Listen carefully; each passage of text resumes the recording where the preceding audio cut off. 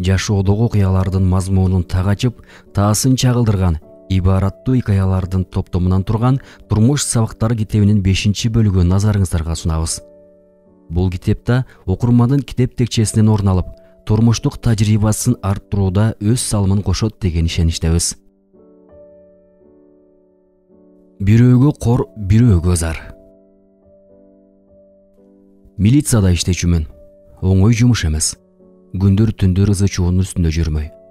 Бир ирет коңшуларыбыз тынчтык бербей жатат деген чакыруу келип, шаардын чогуу ортосундагы көп кабаттуу үйгө бардык. Мындай чакыруулар көп эле болот. Кептин баары арактада. Андайда масты алып келип, бир жумадай камап салабыз. Айткандай эле, мас экен.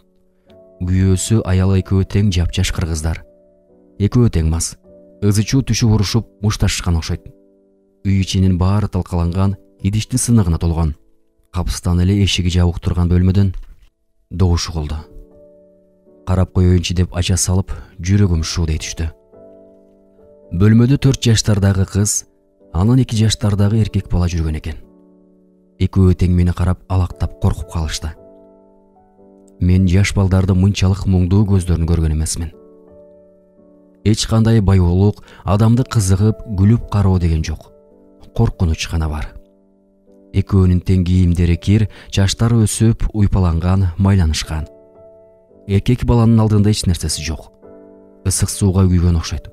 Буттарында сууга толгон ыйлаакчалар. Силердин балдарыңарбы?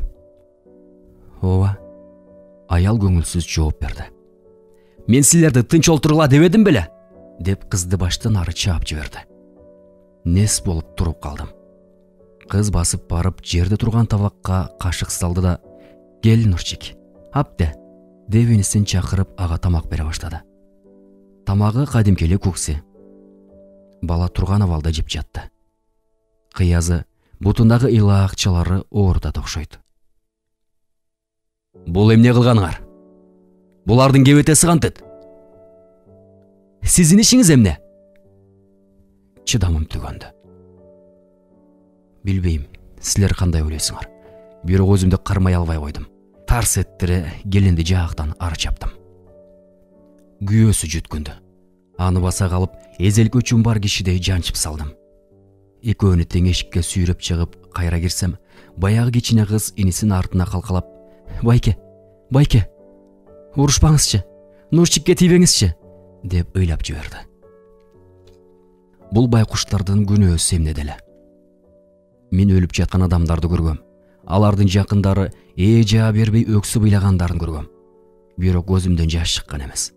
Азыр бети башы кирден ботко болуп, балалык деген эмне экенин билбей, ташбоор ата-энесинин токмогун кадимки эле нерседей кабылдап, бирок ошондо да өзүнүн алсыз, кичине бир тууганына кам көрүп, аны калкалап турган кызды көрүп ыйлап жибердим.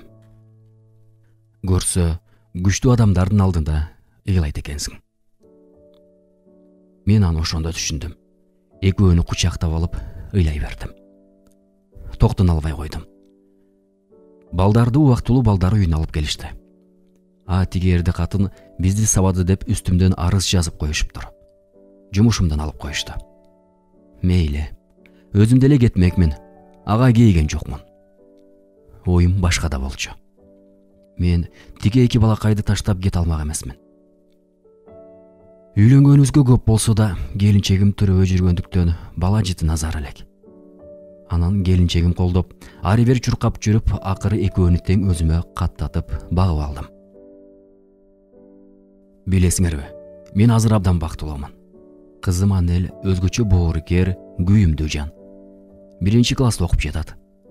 Уулум Нурдан апасынын жанынан каршы жылбайт. "Кээде Анель, сен бизди кайра алып барып койбойсуңбу?" деп жүрөк дезет. "Жок, эми силерди эч кимге бербейм. Силерсиз кантип жашайм?" деп жооткутум. Азыр алар ини күтүп жатышат. Жакында төрөт үйүнө жасанып алып барабыз. Бакыт.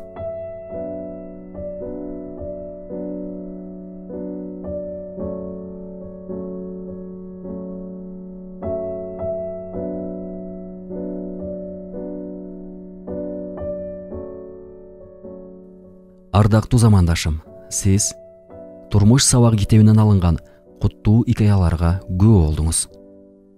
Түзгөндөр Эсен Өмүракунов, Насипбек Асанбаев, редактор Майрамбек Жумалиев, тех редактор Руслан Арунов. Дилязык басма үйү. Макаланы көркөм окуп даярдаган мен Азамат Байетов.